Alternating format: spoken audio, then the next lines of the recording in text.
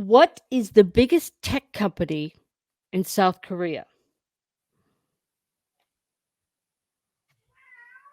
What is it? Oh, Katie has a say. I Katie don't wants think to so, know. Katie. I don't think so. No, I think you're wrong. Um, no, No, it's she. not. I would listen to her. Samsung or was it Hyundai? Samsung. What did she say? Samsung. She said That's right. Samsung. Very good. Thanks, All right. Katie. Welcome to Comedy Centric, your place for all things comedy. Every week, we'll discuss the legends and the people who built the business, the performers, writers, behind the scenes, and stories that you have never heard. So relax, take a load off, and join us for this episode of Comedy Centric. Now, the host of your show, nationally headlining comedian, a woman with a wicked sense of humor and a killer Jersey accent, Julia Scotti. Here. Happy New Year. Oh, hey! Who Happy you New yelling Year. at? Not the cat. She wakes up. She's got like this internal clock. Nobody And gives a every shit about time your we go to pussy. tape. What? Nobody gives a shit What? about your pussy. I know. And I went through all that expense. I know. Right? Yeah, I know. What? Just How's your gone to the. pussy in the My new pussy's year? good. Good. I'm glad to It's hear good. that. It's sleeping on the sofa right now. Oh, you couldn't get it to do that? Sure. Oh, If you're okay. nice to it, it will relax and. Okay. See, write down the crap where this conversation went. So, what was I going to say to you? I had something to say to you. Oh, It's a Happy New it was- Year. it is. It's a happy New Year to you too. We're not We talk- supposed to timestamp these Well, shows. it doesn't matter. It's you know what? It's our show. We can do whatever we want. Happy New All Year. right. Yeah, we won't say what year it is then. Let them 20 guess. 2019. So, from what I understand, it's Jimmy's birthday today too. I know. I know. So we were going to show him our junk, right? But well, you were. I was like, I can't do that. You were a willing accomplice. I was not. I would never show Jimmy my boobs. The girls. you know Would what? you show Jimmy the girls? No. No? Listen, we do all this work to prepare this show. Yeah. And you know what people say to me? I go, how do you like the show? They go, you got to straighten your pictures. They're always crooked. Are I'm they like- crooked right now? I straightened them up before we Wait, came on. let me look. Shut up! Yeah, I hear it too, Sorry. Julia. Everybody does. But You know what? The one here's I think the paper is crooked. yeah, the The paper's paper crooked. there, yeah. So yeah, I mean the All right, so, pictures. Well, the one okay. picture right behind you is a little crooked, a little cockeyed. I'm just saying though, with all the work we have had great guests on this show, and that's what Do they say cue in on. anything about my pictures? Your pictures? You don't have any pictures. Well, You is got rid of the anything- tree. I see the tree's down, Well, right? it's Chris holiday's over. Well, not if you're Greek. They just had Greek Christmas a couple of days ago. Okay, well The I'm not. Bafana came around on. You know what the Bafana Are you is? Greek? Oh, I'm part Greek. You know, I look cross-eyed again tonight. I'm looking at myself in the camera, and one of my eyes is going one way, really? and I Let me look like see. I can't. I look like Marty Feldman. Do you see it? No. You're okay right, right. now. Okay. Anyway, I was Okay, talking. anyway, so yeah. Okay, so I'm very excited about our guest tonight. Yeah. Oh, before I do that, Jimmy wanted me to tell everybody out there. You know, you don't have to just thank you for watching. We've got a bunch of new subscribers. But you don't have to just watch us on YouTube. You can, if you're in the car, where most of you are, you can listen to us where, Kath?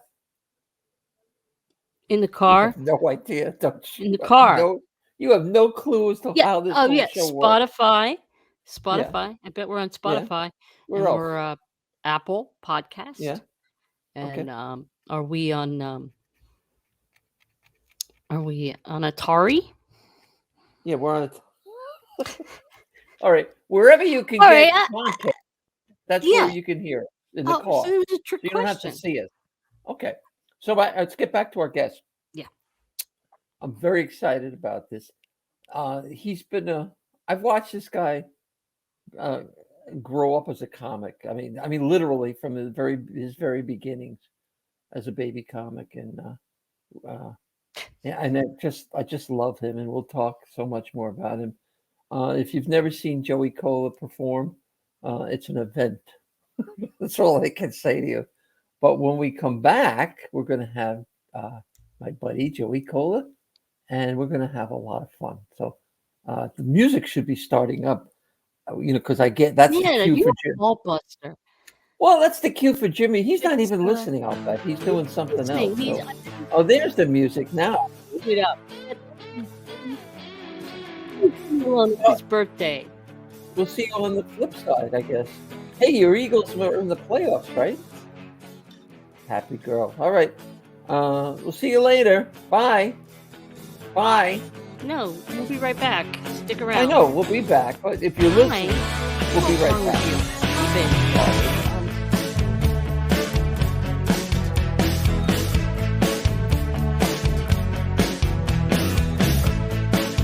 Hi there, everybody. It's me, Julia. Hey, why am I talking to you now? Now, of all times? Because I just, my new special on Dry Bar Comedy channel is just been released. It's called Julia Scotti Jersey Fresh, because that's what I am. I slap myself. That's how fresh I am. So you have to subscribe, though, to get the Dry Bar. And if you do, you get access to, like, I don't know, thousands of other comics. But see my special first, Jersey Fresh. And if you enter my name, Julia Scotti, it's my understanding that you will get a free month of Dry Bar. So go.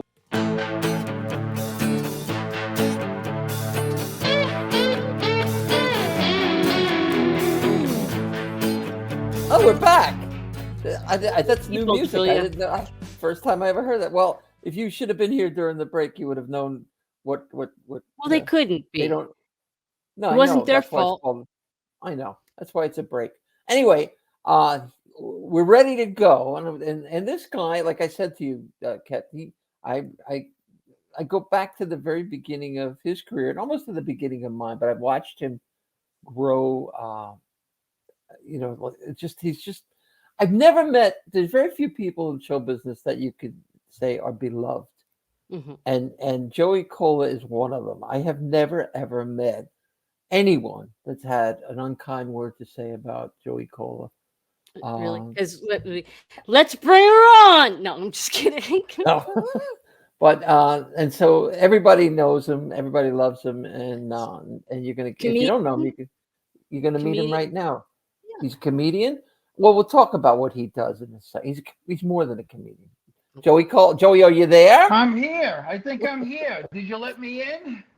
You're in now. You're in now. Hi. Hi, buddy. Hi, everybody. Hi, guys. I gotta start. First of all, I gotta start by telling our audience what you did the night of my America's Got Talent. First of all, we have to introduce. All right, we'll talk about who he is. All right. Joey, you were, I guess you would be like called the king of the warm-up comics at this point for TV. You warmed up everybody. You want to give us a list of some many shows. I started with Jon Stewart's original show. He had a show on Channel 9 here in New York. It was a talk show. They started that in 91 or 93, I think that was. And then from there, I was at the Rosie O'Donnell Show for 6 years, 96 to 2002. Then from there, I did a couple of Food Network shows with Jeanette Barber and Christina Deo. And then I did Rosie O'Donnell from, Rosie was from 96 to 2002. Then Martha Stewart. Then been with Rachael Ray for 12 years. And now I'm in my second year with Drew Barrymore. In between America's Got Talent and Who Wants to Be a Millionaire and The Marriage Ref with Seinfeld and Tom Papa and a couple other ones in between. But those are the main ones. So this is an area that a lot of comics know about. It's a very specialized job. Very specialized. There's only a handful of us in the country that actually do it. I know Regina DeChico is doing it now on The View. She's doing The View, yeah. And but you're kind of like a pioneer in this, at least for my generation of comics. I mean, you're yeah. I kind of revamped the job. You know, when we had Ed McMahon on Rosie O'Donnell Show, and he saw what I did, and he said he used to do that for the Tonight Show. Come out, just warm, but they didn't tell jokes or anything. I started doing it with a band because when Rosie approached me, Jon Stewart said to me, Joey, just run like a comedy club, but the stage manager and the show is just going to carry it. There's going to be no dead air, you know, and he kind of kept to time his show, you know. But Rosie said, just run it like a comedy club, you know. So that's what I did. We had a band, and I have them dancing and singing. When I need to throw in some stand-up, I do, squeaky clean. But Rosie was live, so I didn't need to do too much then. Rachael Ray is different in that it's 3 shows a day, and it's all me. I mean, except when the tape is rolling, she doesn't really talk to the audience too much, and it's all me doing stand-up and no music in between. Whereas Drew now is only 2 shows a day. I get to play music in between, and Drew talks to the audience a lot. Martha was a lot like Rachael, and then she was focused on the cooking, and because Rachael and Martha were heavy on the cooking, so they spent time in the kitchen with their assistants preparing the meal. So it was all me there also, no music in between. So Joey, each show is different. Go ahead, Kath. I'm sorry. How long do you do to warm up the crowd? Everything is different. When I was on AGT, I did anywhere from 15 minutes to an hour because it was 6,000 people at Radio City. It was a tough gig. But sometimes you get up and you do 10 or 15 minutes, you know, and then I'm there on the commercial break. So I'm there the whole time. So, you know, whereas it'll take an hour and a half to an hour and 45 minutes, sometimes 2 hours to do Drew, I'm there with her and we do 2 shows a day. So I get up at 5:30 in the morning. I'm on the 631 out of Belmore here on Long Island. And then I get in the city by 7 o'clock, a little bit after. I have breakfast. Our first meetings are at 9 o'clock or sometimes 8:30. And then we shoot the first show at 11 o'clock, 2 hours, get a lunch break for an hour, and shoot the second show at 3 o'clock. I get to 5:40. I'm home like 7:30, 8 o'clock, have something to eat, back to bed, up at 5:30 the next day. I've been doing that. This is 29 years. How many days a week? 3 days a week, Tuesday, Wednesday, Thursday, 2 shows a day. Although when it was Rachael, it was same schedule, except I walked to 26th Street instead of taking an Uber down to 57th, the CBS studios.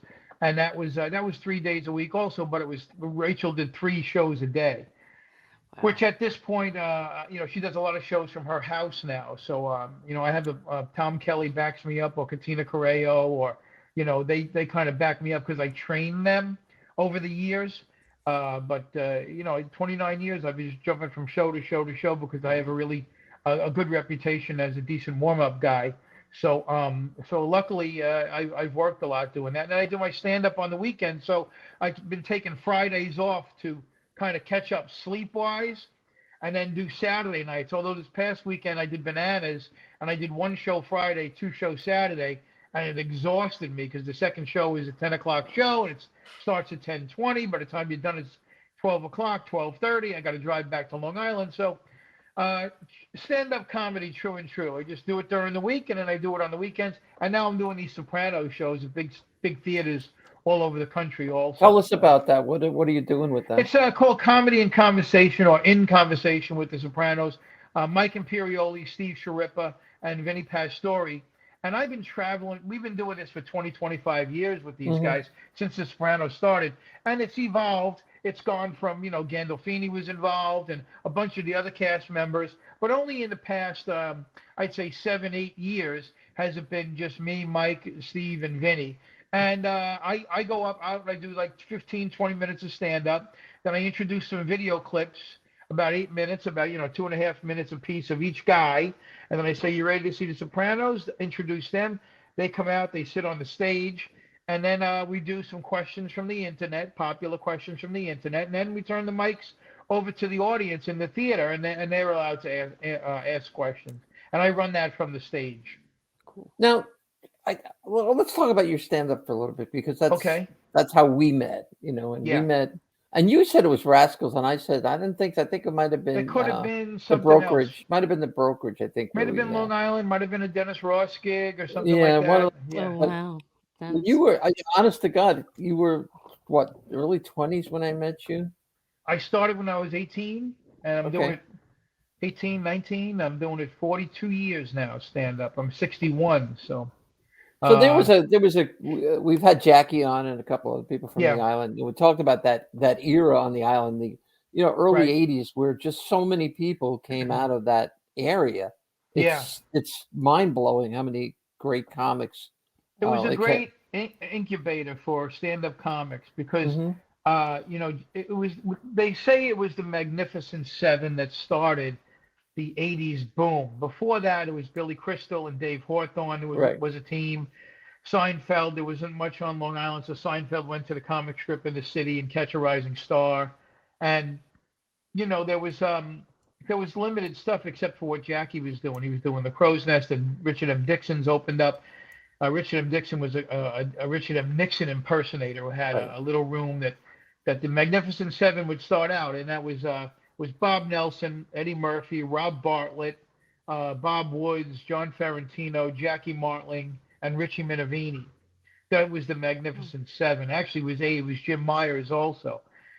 And Who they were the we first generation of doing one-nighters and Dixons and every little comedy room, that would put an ad in the paper. They would also advertise like folk music and stuff. And then Richie Minervini opened up the original East Side Comedy Club, and that Mhm. became a club where, my generation, John Bizarre, Steve O, Rosie O'Donnell, Vinnie Mark, those got people and would come in, and that would be my level. So I was just under that level back in the early '80s. It's interesting because it was always the theory was that you had to be a New York comic to get anywhere in the business at that point. Yeah. And there were just some of us that just couldn't do. Like, I was in New York, but I really wasn't, um, you know, one of the insiders because Right. I was married. I had to work. Yeah.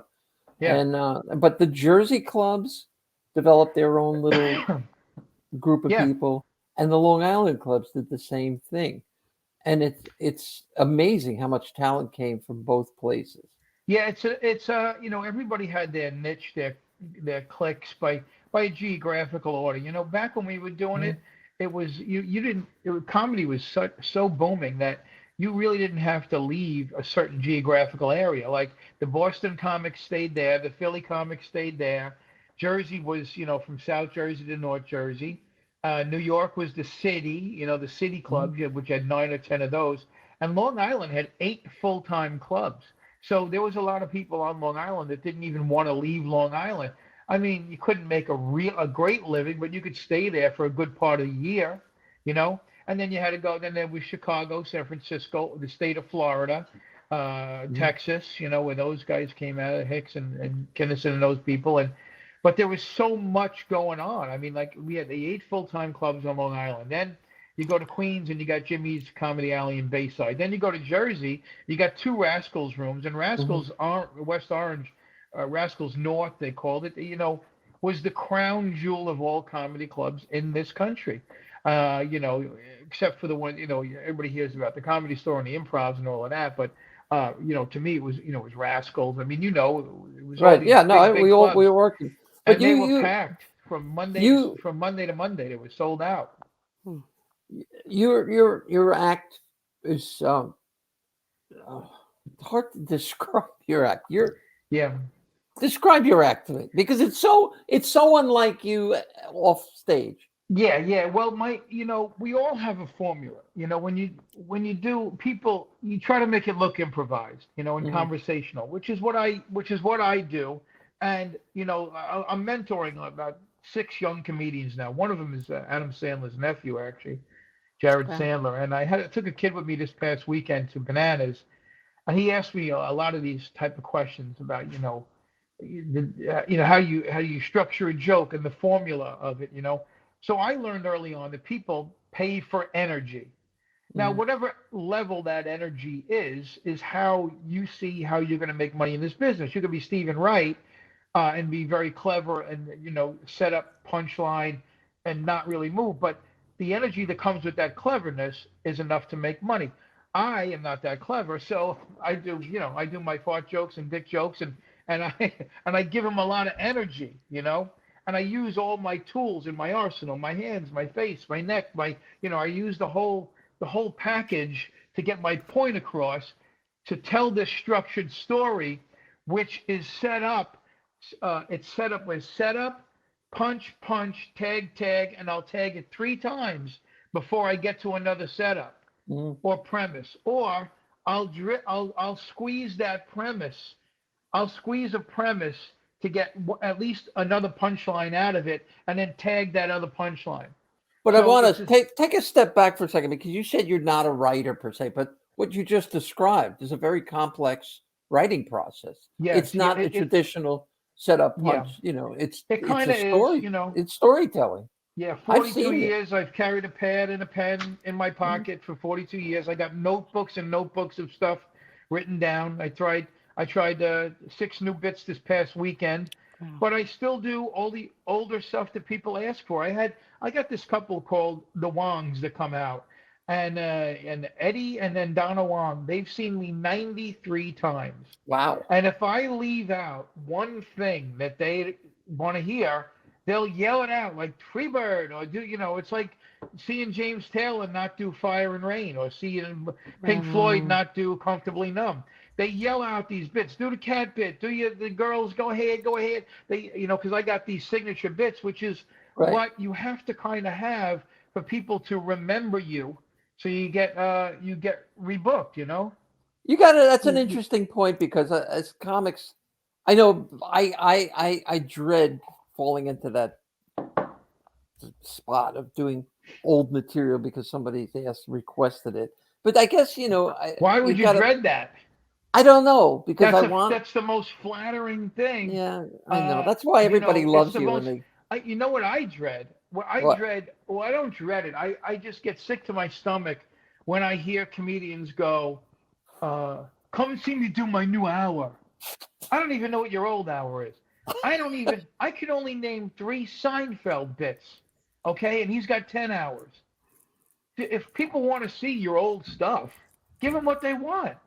Just give it to them, and then do some new stuff around that, Well, it's like, when you go to a concert, you get pissed off when they don't play the songs that you went to hear. You're like, okay, I can handle a new song in there, but I really wanted to hear the old stuff. That's what I came for. That bring other people to seem like they'll say, "Oh, watch them do this," you know, or they'll they feel like they're insiders. Then they feel like they're they've seen it and they want to share that. Sorry. I had them every show. I have them yell something out from as far back as the 80s. I mean, this past weekend I had people come up to me. I saw you at Rascals in 1989, and you talked about this and you talked about that, and how come you didn't do that? I said, well, that's too far gone now. Some things are just too far gone that I forgot the bit myself. Yeah. I shelve it and I don't bring it back because I replace it with something stronger. And then you don't bring it back, but I have a best of set, and I have some new stuff. That's all. You have I want to know more about the Wongs. I want to know. Eddie and Donna, they come to all of the clubs. They live in North Jersey, and everywhere I go. How long have they been coming? 18, 19 years, maybe 20 years. Yeah. That's They come out and they see me, and they a lot of comics that I work with know who they are from having worked with me and seen them there. I had the Levies whenever I did a show on Long Island, especially at the brokerage. Remember at the brokerage, they used to have that table on the stage pretty much behind you. They reserved that table every show for about 16 years, and then she passed away, and he started doing stand-up, and after she passed away, he remarried and moved to Florida. But I'm very close with a lot of my audience members. I have their phone numbers. Brokerage. They have mine. Yeah, it's still around. It's a good club. I know. Yeah. I know. Yeah. I know. So the Governor's people have 3 of them now. In Levittown, and I'll be at McGuire's out in Bohemia next Saturday, as a matter of fact. I think I was the first act ever in McGuire's, or one of the very first acts into that place. For the other guy who owned it years ago? The original guy that owned the John club. Ryerson, Yeah, that's his name. Yeah, John Ryerson. Yeah. Is it the same place? Same exact place, but they redid it. they revamped it and did a lot of work on the inside. So It was beautiful. a tiny little stage with a curtain behind that you could fall through. It's still that, but the room itself has been it's intimate. I mean, I'm doing stand up 42 years and warm up for going to be 30 years next year, and I make my living 200 seats, low ceiling, a mic and a light, and I got a pool in the yard, I got cars, I'm not a rich guy on paper. You wouldn't call me I'm not a millionaire or anything, but my bills are paid, and every dime I made was from a mic and a light. I mean, doing warm up too is a great thing, but the stand up world is 200 seats, low ceilings, a mic and a light. Now, you don't there's a have side to of be, you though, but there's a what's side that? of you. There's a side of you that I want to just touch on, and Okay. it's the sensitive Joey, the Right. the butterfly guy. I'm a butterfly. I can't figure out which side this T-shirt is going. Oh, you up stop, on. and then there's the anal obsessive guy Then there's too. the anal retentive guy. Yeah, too. right. The butterfly guy. Well, this is what I've gotten to. At 61, I have 2 stents in. I have my appendix out. I had Bell's palsy on this side 6 years ago. 95% of it now it came back, and then it happened on this side. I got hearing aids in. That's how I'm listening to you guys. Oh wow, I didn't know that. Because of the Bell's palsy, I lost 60% of my hearing on this side and 40% on this side. So I have some ailments, and I'm getting older, and I'm getting a little more tired. We've talked about this. So I'm a very spiritual guy. And now when I say that, it's a big wide blanket that people throw over beliefs that are very sacred, which I hate myself for saying the word spiritual. I hate it. I hate it. However, I believe in the teachings of Christ. Let's start there. I don't go any religion. I don't go to Vatican. I don't go to Pope. I don't go marble altars and gold chalices. I also know about the Quran, the Torah, the tenets of Buddhism as it applies to the world of nature around us. In that, the God-created world of trees and birds and earth and soil and worms and everything, all of it. And when you take time to be still and study things, not only in the moment, but book stuff and the way people's behavior is that have some similar beliefs that you, or even the ones that have different beliefs, if you could extract the meat, the juice of those beliefs of what's going on around you and the experiences of what people are experiencing and the activities that's going on around us in the atmosphere, then you can come to certain conclusions of how you want to live your life and how I want my energy to move on after this life is over.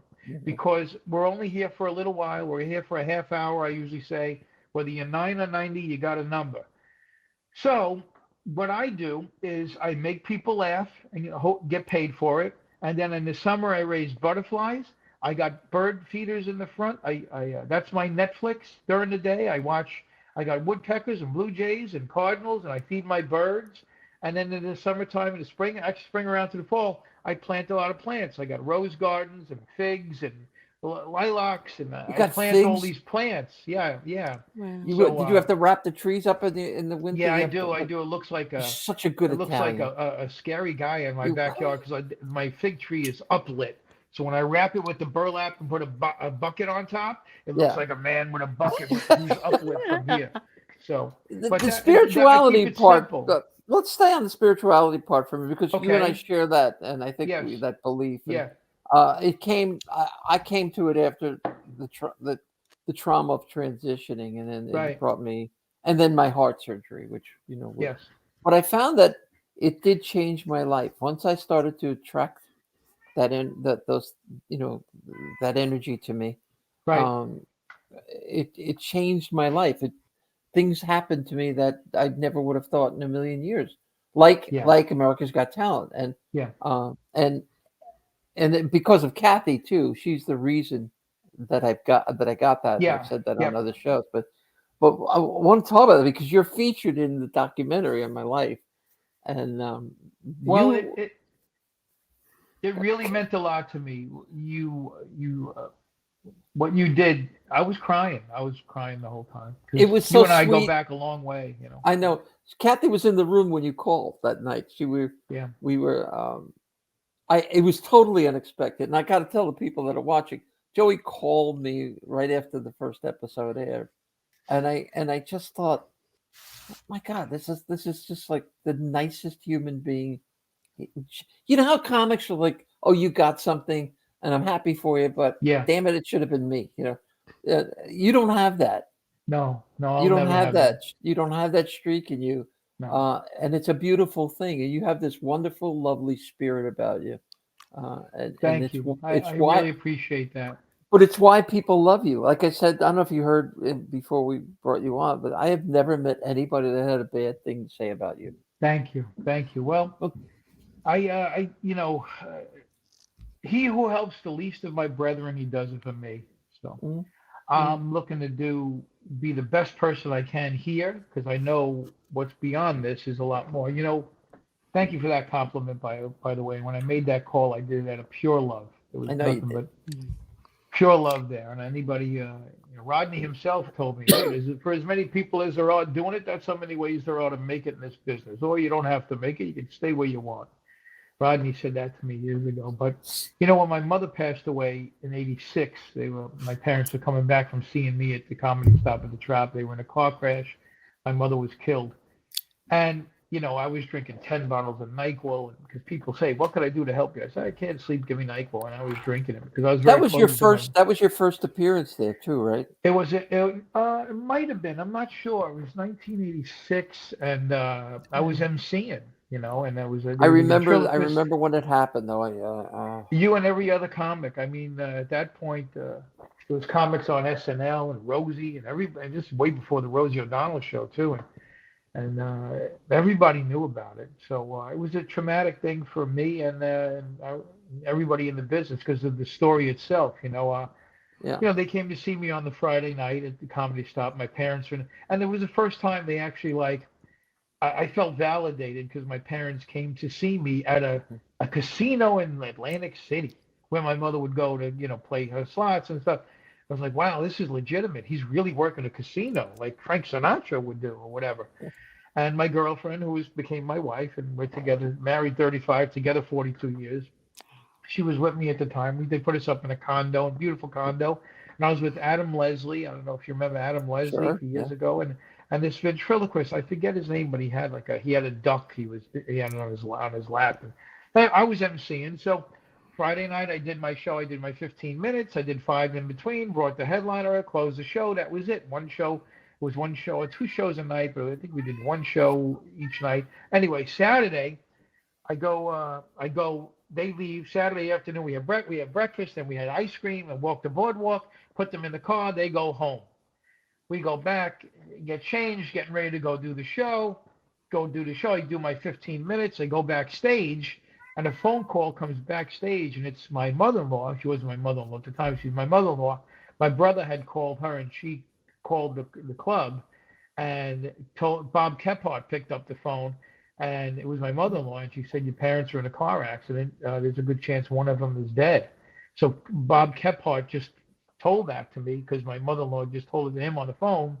And as he said, the word dead, I hear the middle act go, that's my time. Ladies and gentlemen, welcome back, Joey Kola. Oh, my God. Yeah. So I jumped back on stage in shock. And I got the 3 to 5 minute chunk that I'm going to do. And ironically, it's about my mother waking me up in the morning to find out what time I had to get up. Oh, my God. So now I'm looking at the 2 seats that they were sitting in the front at the, from the stage, knowing one of them's dead and the other one's in bad shape. And I did my 3 minutes, brought up Adam Leslie, ran backstage. Bob Kephart goes, get out of here. Go to the condo, pack your stuff, get in the car and go. But you gotta, your brother said, don't go to the hospital.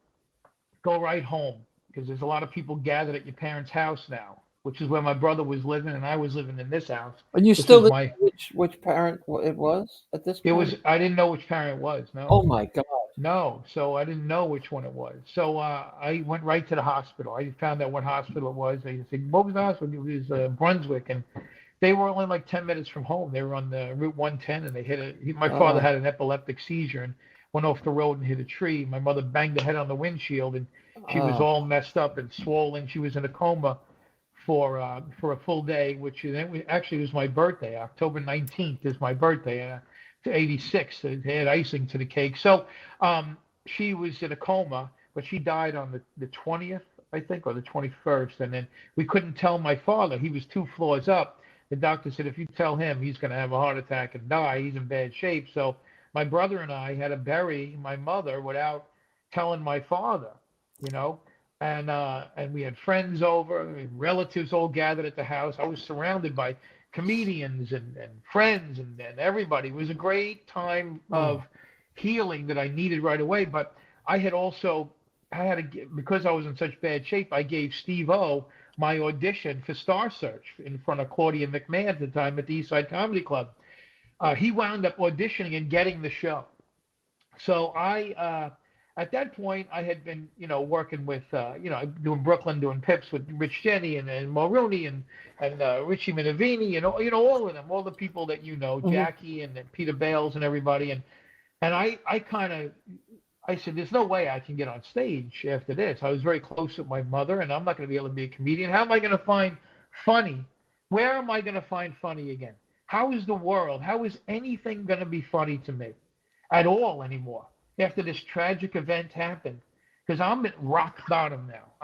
My mother and I were like this. She was a little 4'8" Italian lady making the meatballs. I'm a bolo, la, la, la, always singing, and the most exuberant, generous spirit you've ever seen in your life. Both of my parents were like that, just always singing and dancing and just a fun atmosphere to grow up in. So I figured that's it. Let me drink some NyQuil, and I'm not going on stage anymore. So Richie Minervini was calling me and said, "Hey man, at that point I'd been doing it like 4 years, doing audition nights and picking up money here and there, emceeing, but I wanted to be a comedian." But he said to me, "You got to get back in. You got to get back in." So after a month of just doing nothing, Steve-O said, "Listen, I got the call. I'm going to LA. I want you to come out and coach me on Star Search. I'll pay for your flight. You'll stay with me in my room, but you're going to coach me on Star Search. Okay? You don't have to go up." I said, "I can't go up anywhere." But he goes, "You're just going to coach me." So I stayed with him, and he beat Jackie Martling on Star Search. He beat Martin Lawrence, and he went to the semifinals, and then he lost. I forget who he lost to. Then he lost. And we lost the hotel room, but we stayed with Rich Jenny and John Mulrooney at their apartment off the Sunset, because at that point, Rich Jenny had a couple of HBO specials, and he had some heat, and so they had a nice apartment, and John Mulrooney was hosting Comic Strip Live on Fox. So these guys were semi-stars, so they had the room for us to sleep on their couch. So I stayed out there with them. Well, one of the nights, they had a gig, all of them, at a Quality Inn down in the San Bernardino Valley, which I know nothing from California at this point. I don't know where I'm going, what I'm doing.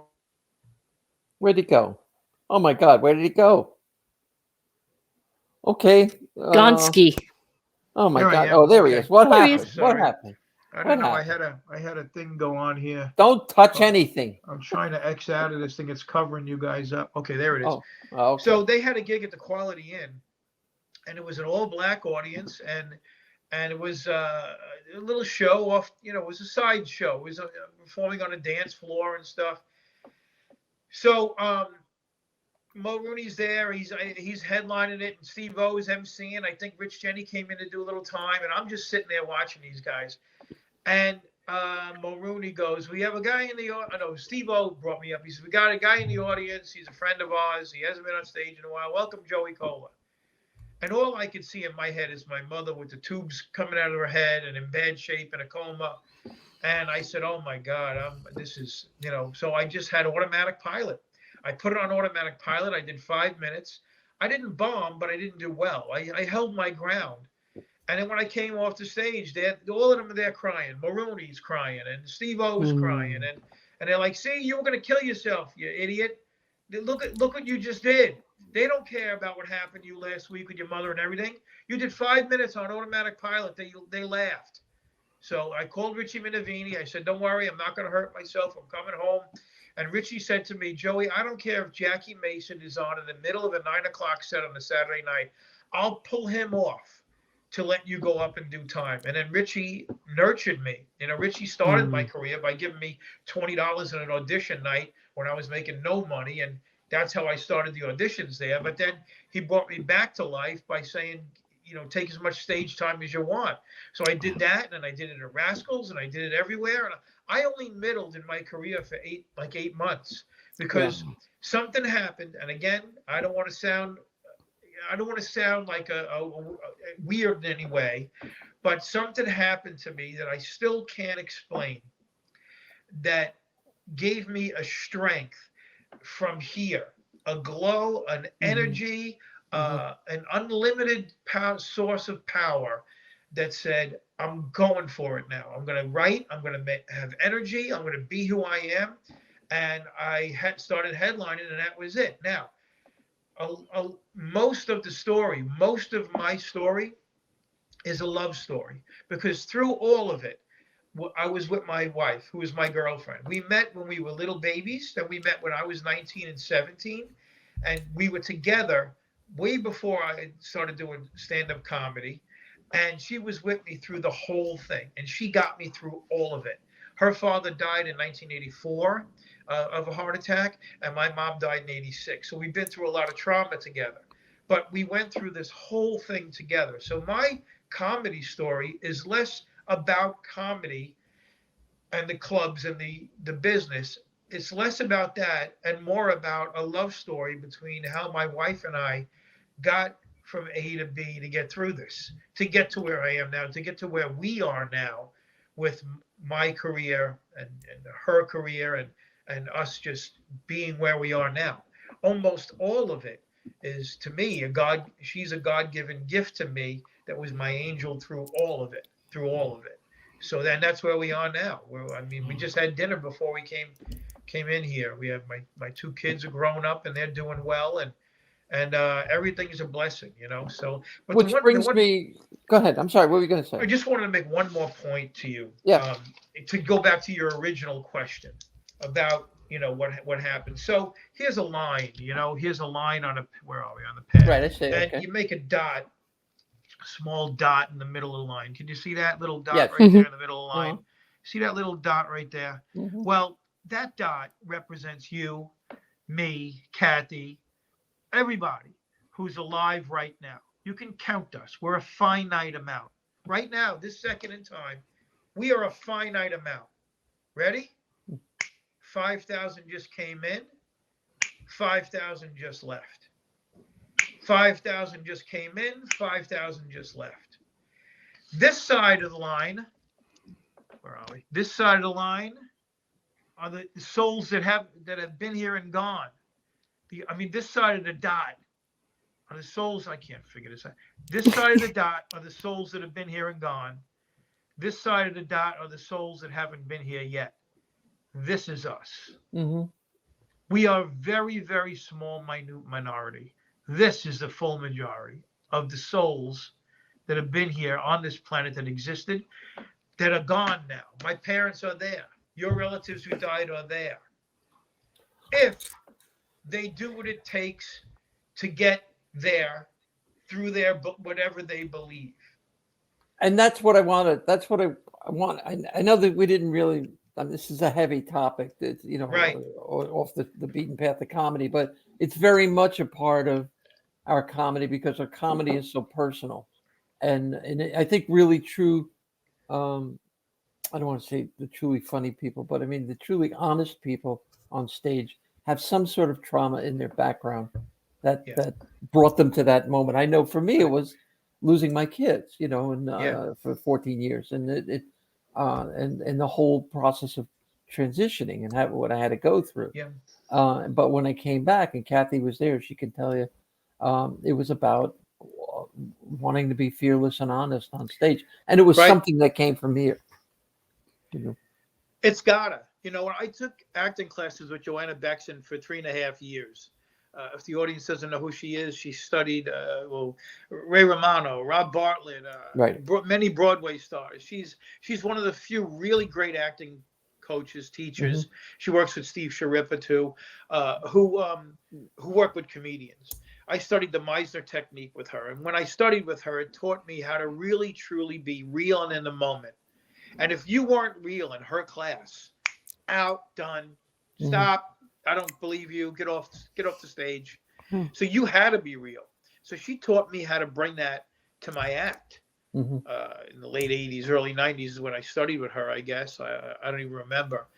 And I mean, I was always like that anyway, but I needed to fine tune it and be able to tap into it to be able to turn it into punchlines and make money with it also, you know? Yeah, it's also having the courage to bear that part of you that, you know, a lot of times when we start out as comics, we kind of skirt around who we are up there, and you could make a living and be moderately funny. But I think the really truly, successful, great comics like yourself, you get to that core truth about yourself, and you're willing to show it to the audience. And I think that's what you did, you know. It's got to be vulnerability. Carol Leifer told me that years ago. I got to open up for Elaine Boozler at the Treehouse years ago in Westport. And Carol Leifer came out to see Elaine Boozler, and she watched me, and I said, any pointers? And she said, you don't hide anything. You got to be totally vulnerable, which means talk about yourself. There's a lot of comics that are being very observational, talking about this and that guy and this guy and that thing. All my comedy comes from me, from in here and what I know. I can talk about my body. I can talk about my experiences and what I did in that situation. And that's the only thing I can do. Well, you know? It's not the only thing. You've got a strong finger snap. I'm telling you. See that? He's Italian. He has to. Man, that is strong. Yeah. Bill Persky. I'm going to do my Bill Persky salute today. I'm sorry. The man is a hero of mine. Bill Persky was a writer on the Dick Van Dyke Show. I'm friends with his daughter. I'm very okay. Yes, you are. I have on the wall behind me. I don't know if you can't see it. I have Bill Persky's rules for comedy. Right. Start with the truth. Stay human. Don't reach for ugly. And the last one is be vulnerable. And those rules. Every comic should have those. I can't believe you love Bill Persky so much. I'm very good friends with his daughter Liza, who is a twin. Yeah. She does stand up, or she's a writer? She was a producer on the Rosie O'Donnell Show. She was one of Drew Barrymore's original producers. I've worked on many projects with her. We didn't ask Bill about his daughter. I did. I think we did. Twin daughter. I didn't want to be such a fangirl, and I could have spent. I wanted to go out to Long Island and just spend a couple of days with him because he's out east. Montauk, I think he is. Yeah, somewhere out there. Or Sag Harbor. Near Sag Harbor. Could be. Yeah. Right near there. And when I was out there this past summer, he was supposed to come, but I don't know. Something happened. Yeah, I bet you Liza would love to talk to you about that. Oh, I would love to talk to her. Yeah, we'll talk about that because Liza. Oh, he's my hero. Since I'm a little kid, Joey. Since I'm a little kid, he's been one of my heroes. Yes. Yeah, we watch Dick Van Dyke all the time. That's all. My wife and I. That's our go-to. Oh, because we love Carl Reiner, and it's just. Oh, the best, it's like I was in an ice cream store talking to him, and he's going, "You can have anything you want." I go, "Really? Can I tell me about Coast to Coast Big Mouth?" Yeah. Oh, he was just wonderful. Who you and I have an affection for all the old time television shows. Like we talk about the Rifleman all the time. It's 12 shots in the beginning. We talk about. If you don't know the Rifleman, Kath, at the beginning of the show, Chuck Connor, he's walking down the street. He's firing his rifle. So I'm on the phone with him one day. I go, "Do you know how many shots he fired?" We were on the phone counting them. I had no idea. Okay. But Julia said 12. I think it's 12. I don't know. Let's rewind it and count it again. So we counted it. And every time I see it now, I go, I count along with. I go 1, 2, 3, but it's definitely 12. It's like that. I have that thing for numbers in my head, like that song that goes, I know. Yes. I know. It's 28. I know. Is it really? I never. Why do I know that? Why do I know that there's 28? It's because that's the comic mind. You know. Yeah. Well, all right. So speaking of heroes, you got a very special phone call from God, really, basically. George Carlin called me. Yeah. Well, he called Jeff Sussman was my manager for many years. We're still very good friends. And he manages Joe Rogan and Kevin James, and he had a bunch of comedians back in the day. And he was my manager at the time, and I was with William Morris was my agent. And I had done, I did about 4 Caroline's comedy hours, and he saw one of them. So he called Jeff's machine and said, "Hey, Jeff," something to the effect of, "Hey, Jeff, it's George Carlin. I saw Joey. I'm very interested in him. I like him, and here's my number. I'd like to meet him and this and that." So I got a hold of him and we became friends. We would talk on the phone a lot. We had a sandwich and a beer one time in New York when he was here. He invited me to his show in Vegas. He came to my show at the Riviera. Then he invited me to Bally's to see his show. Me and my comedian Pete Voros from Connecticut went to see him. And it was just an amazing thing that happened to me. You know, when you get a stamp of approval from someone like George Carlin, I sent you the message, but I'm just abbreviating it. But yes, when you're out with him, is it like you're with George Carlin and people are staring, or is it kind of low key? Or we were low key. We went to a sandwich shop on Madison Avenue. We just had a sandwich and a beer. Okay. And we just talked about comedy. It was the coolest thing about how the old time comics as opposed to new time stuff. And I was only with him for a brief little while when that happened in the city because it was a quick lunch thing. It was many years ago. But I would talk to him on the phone. Yeah. He would get an idea. Like I sent him a bunch of my stuff, but he sent me all of his stuff. And we would talk about religion, and we'd talk about, he knew where I stood and everything, because I've been like this since I'm like 7. And we were talking about religion, and he said, I don't really believe in God too much. You know, I pray to Joe Pesci. And Joe Pesci, because that guy, no one's going to mess with him. And I think and we had a long conversation. It was in his act, too. He did that. That's the thing. I'll never claim to have written anything for George Carlin, but I know that bit came from a conversation that him and I had about God, about God, So, wow. It was a real kick to be someone, because when he came to see me at the Riv after the show, we talked a little bit more, and he said to me, "Why don't you take that Why did you take that punchline to the left? It's a rounded stage." And most of the audience is in front of you, but there were some people on the side. He said, "But you had a great punchline that you took to the left. You didn't take it straight out. Literally to the direction that left? Literally to the left. Yeah. I literally went like this and took the punchline to the side of the room. There was people there, but not a lot, So what was his rationale for that? He was like, when you send a punchline in, you got to drive it home physically. Like he'll do it with a bended knee. He'll do it with his hand, like this with his hand. Right. He'll do it with he'll make a facial thing going on, like that. You got to use all the weapons in your arsenal. So he said to me, "What I like about you is, you're so intense and your knees are bent and you're sweating and your arms are going and you're all over the place. But when you turned your whole body to the left and took that punchline that way, the people in front and the people on the right, they got you back. They didn't get that everything you could have given them with that punchline. And it was a strong punch. I forget exactly what it was. It was like this spackling bit that I was doing in my act. And it was a lot of anger, a lot of angst coming out of me, and it drove it home, and it got a big laugh to where I had to I took a sip of water then, because I got that big a laugh. You want to milk it, sure, yeah. Yeah. So he said to me, "Man, bending the knees, using those arms, and then taking that punchline straight out." Since he told me that, and that was many, many years ago, I used it, and it's all, whenever I do a punchline, I'm straight out to where I want it to go. To the point where, and this, you could pinpoint where you want that laugh to go, especially if you got somebody in the audience is talking. Exactly. Or, they don't like you. I'm directing my punchline right to that person. Yes. And see where else it goes. So. Well, that's why, yes, because you developed that early in the show. But when I work when I work a stage, I'll work, I'll go from side to middle to side to middle to side. Yeah. Like a lawn sprinkler. Right. That's how I work. Yeah. And to the back, Yeah, that's your formula, and it works really well. I mean, I love to see you walk on stage. I mean, everybody does it. Chris Rock is noted. Him, Chappelle's got his thing that he does, and he does a punchline, turns around and laughs and comes back.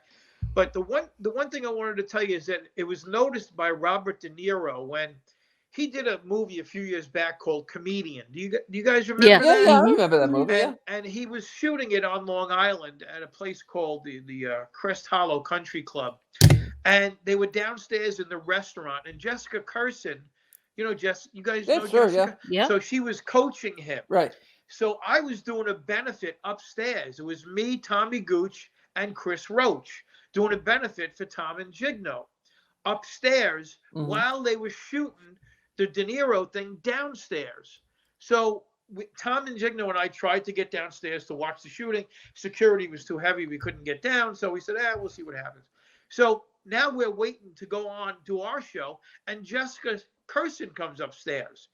And she goes, oh, my God, what are you doing here? I said, we're doing this benefit show for Tom and Gigno. And it's a benefit. We're in the back by the basket. It's about 200-300 people. He goes, oh my God, I got to bring by him the up. Baskets. That's so back funny. by the raffle basket. So that's great. Jessica says, oh my God, when you going on? I said, I'm going on last. He goes, how many minutes? I think I'm going about 40 minutes. Gooch is going to do 10. Roach is going to do 25, 30. And I'm going to come up and do 45 an hour in the back. So she says, oh my God, I'm bringing him up here to see you. He's got to see you.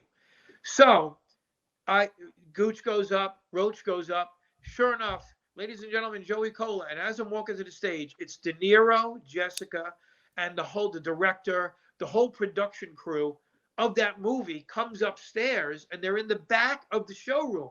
Now, the audience can't see them. The lights, they're all blacked out. There's only lights on the stage. So they don't know that De Niro is standing right behind them. So I got to do about an hour. So they stay there for the first 20 minutes. Then they all leave for the next 20 minutes. Then the last 20 minutes, the third 20 minutes, De Niro comes up and he's by himself, standing in the back just watching me with his hand like just watching me like that. And I'm like, oh my God, these other people in front of me aren't even there. I'm doing a show directly to Robert De Niro. So I do my act. I get a big round of applause. I come off and I make a beeline to him in the back.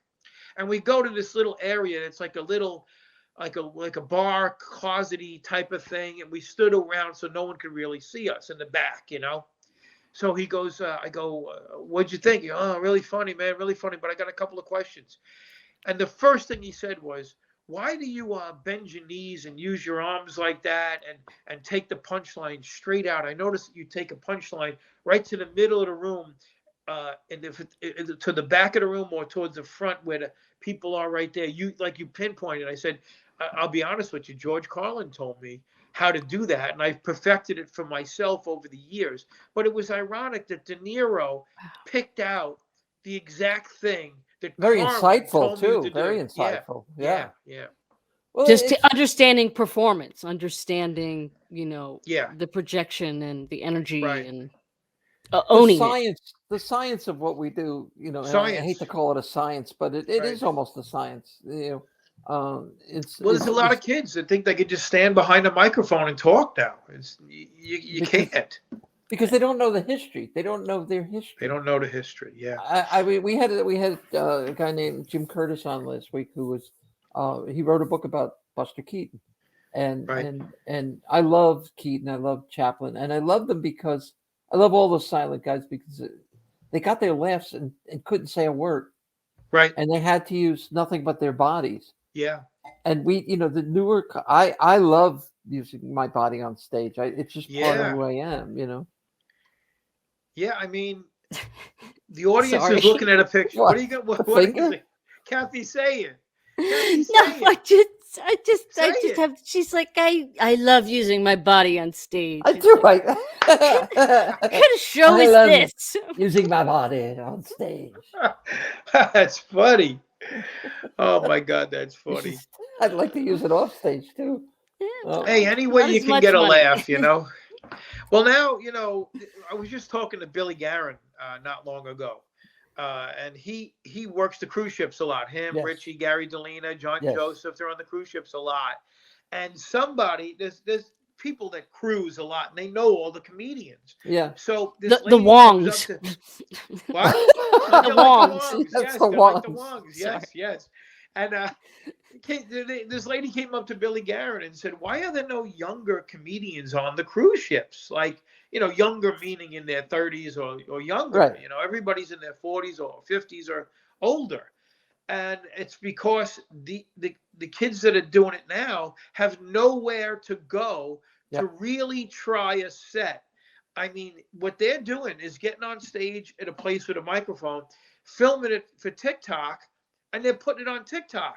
And then instead of hearing applause or seeing, or hearing laughter, they're judging how good they are by how many likes they got. That doesn't get you booked in a cruise ship or a theater. But then they put asses in the seats when they go to a theater. But that's the problem. That's the problem. I was just talking to Jimmy, who runs Governors out here. And he said to me, "Joey, could you make a video to promote this thing? Because I need you to have more of a presence on blah, blah, blah." I said, "Okay, I'll make the video. I'll get on." He goes, "But I got to tell you, man, these TikTokers are coming in." I said, "What do you mean?" He says, "I had a kid here." He goes, "I don't even remember the guy's name. That's how it was. I don't even remember the person's name." The guy came in on a Thursday night, 2 shows, a 7 and a 9:30. $25 ticket, sold out 2 at Governor's Levittown, which is a 300-seat room. Sold out 2, right?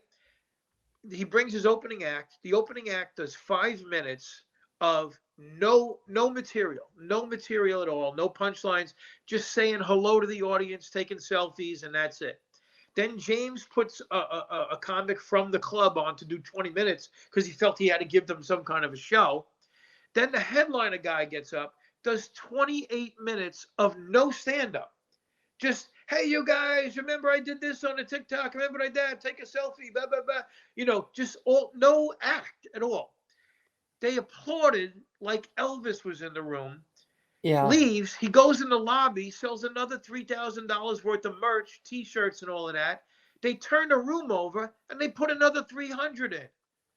And then, to me, this is the way I rationalize it. Years ago, Dana Carvey had an analogy where he said, you could have the all grapefruit channel. You could just take a grapefruit, put it on a stool, train a camera on it, right? And have the 24/7 grapefruit channel. It's just a camera on a grapefruit. Now, if on that lower third, you wrote, "This grapefruit is going to be at Rascals on Tuesday night at 8 o'clock. There are people that would come out to see the grapefruit from the grapefruit channel. They'll be like, "That's the grapefruit from the grapefruit channel." How do you know that's the real grapefruit? Honest to God, Joe, it's mind-blowing. Did you follow this? I lived in Philadelphia. There was a guy who ate a rotisserie chicken. He posted it every day. He ate a rotisserie chicken every day for 40 days. And on the 40th day, he said, "I'm going to eat this chicken in the public square," whatever. And 3,000 people showed up to watch this guy eat a chicken and eat a rotisserie chicken. Oh my God! Well, and the news covered it. He did lay an egg at the end of the. No, he didn't. No, he didn't. Well, and it was it was so stupid. It's like they're taking pictures of this guy's just eating a chicken. I heard a quote that in the future, who said it? I think that artist Banksy said it. Oh, okay. Or what was it? Andy Warhol? I don't know. In the 15 future, minutes. Yeah, the 15 minutes. In the future, everybody's going to want 15 minutes of anonymity. Yeah. It's just, it's crazy how everybody. Well, it brings up where where do we fit in? I mean, we're old, you and I, all the 3 of us, really, but Kathy's the youngest of us. But I mean, where does comedy go from here? Will there be a market for what we do, or are we going to be as anachronistic as the vaudeville acts were? Well, I'm trying to hold the line. You better learn TikTok, bitch.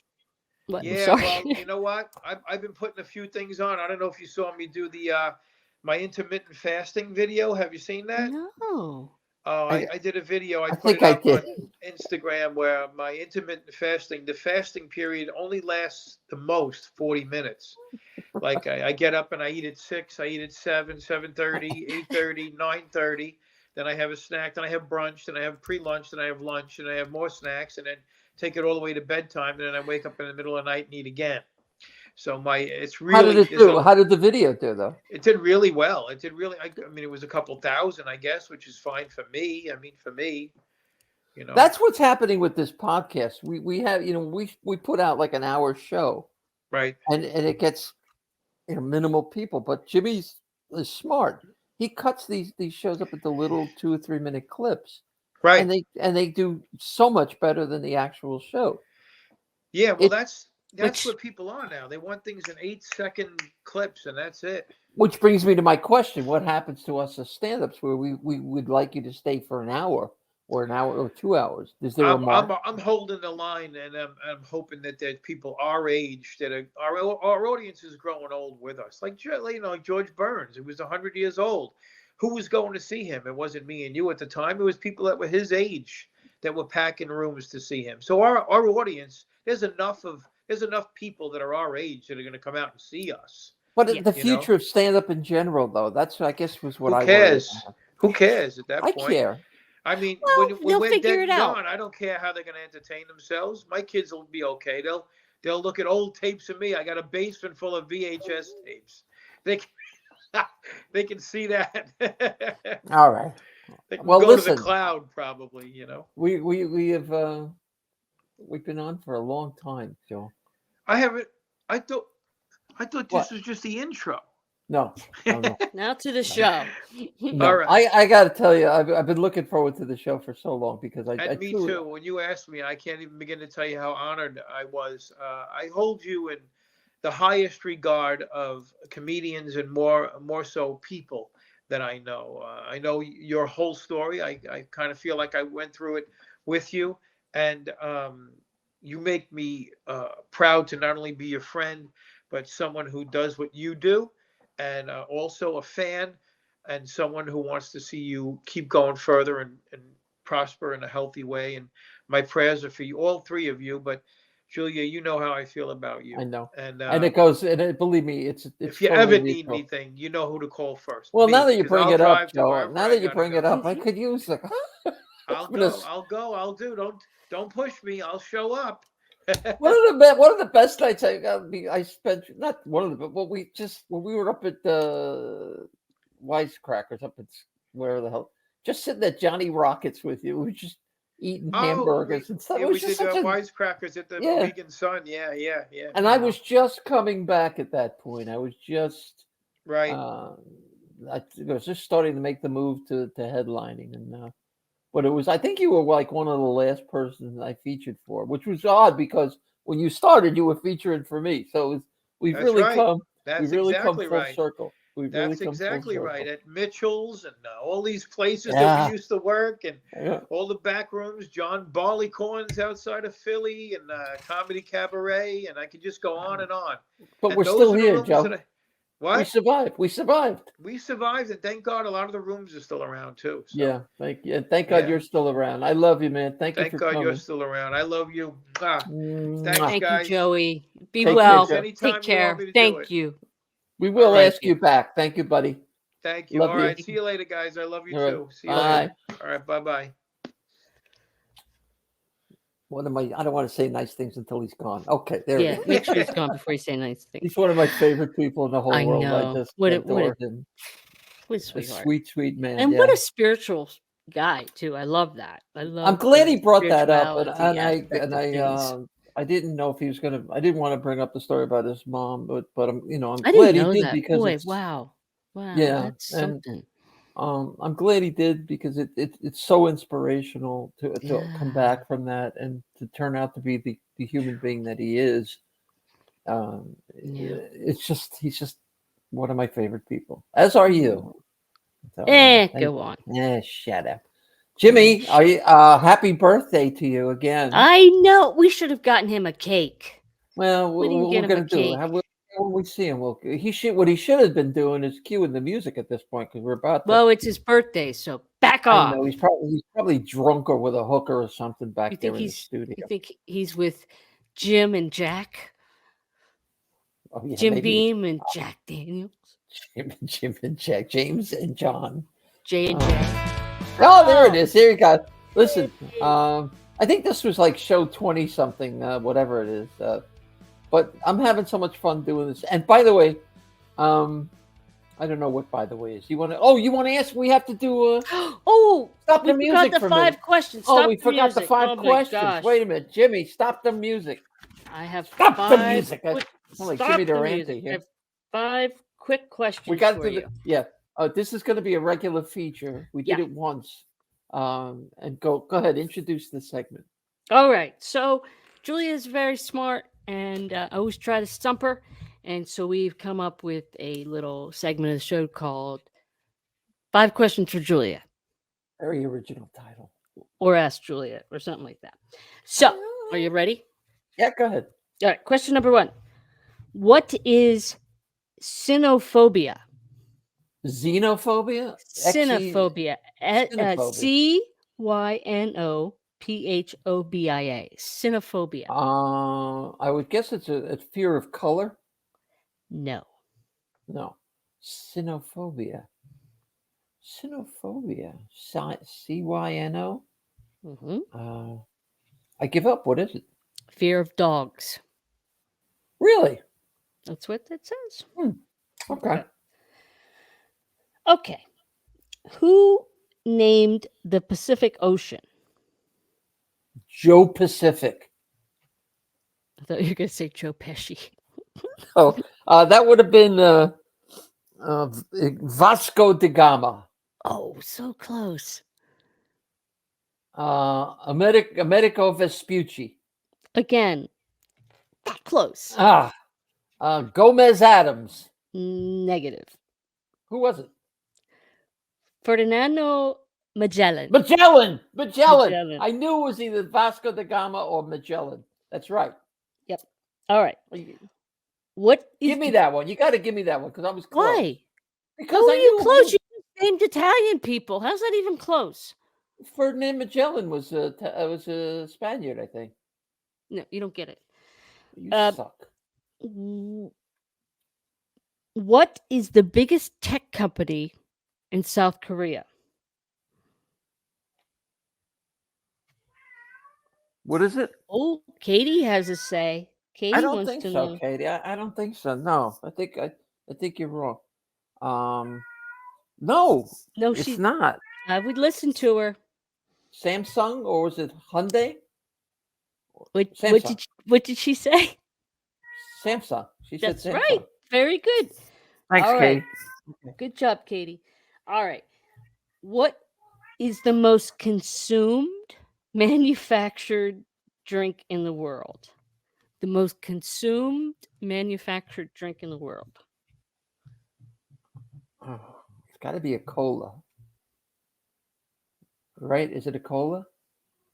I'm telling you. It's a Joey Kola. No, it's not a Joey Kola. Most consumed drink in the world. I don't think it's Coca-Cola anymore. Red Bull? What is it? Tea. That's not manufactured. Yes, it is. Tea. It's grown. But they put it in bottles. That's a trick question, though. But see, they put it in bags too, so it's not. I'm not gonna. You know that one's void. You got to void that one. I'm sorry. Right. I'm not gonna let you get away with that. Next question. Right. What is the first toy advertised on TV?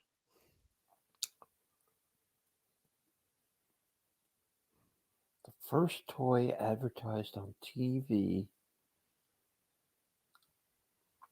Slinky? What? Mr. Potato Head. Yes. Yes. Okay. No, I'm going to tell you why. I know that because I watched the show that Toys That Changed America. And they talked about Mr. Potato Head and Slinky. Okay. So, last question, Jim. You can start to cue the music. You ready? Mm-hmm.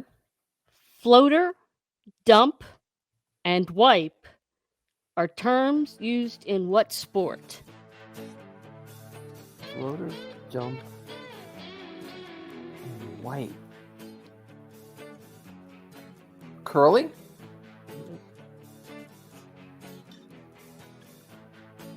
Water polo? Nope.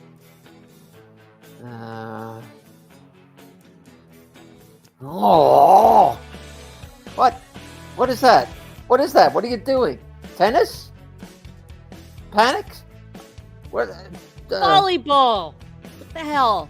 What's the matter that's with you? volleyball? Yeah, I was digging. I was What's a doing a floater? bump and then I was doing a set. Well, I don't know, but Well, you could find be- out. I had one right. Okay, yeah, you I suck. will improve. I promise. Mwah. I love you. Good night, Love everybody. you. See ya.